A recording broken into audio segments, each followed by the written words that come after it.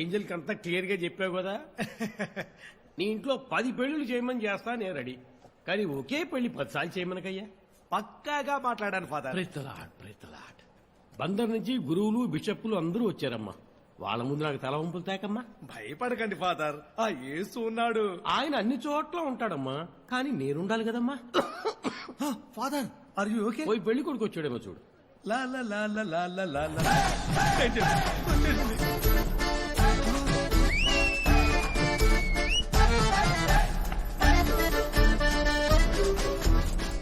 తప్పవయ్యా.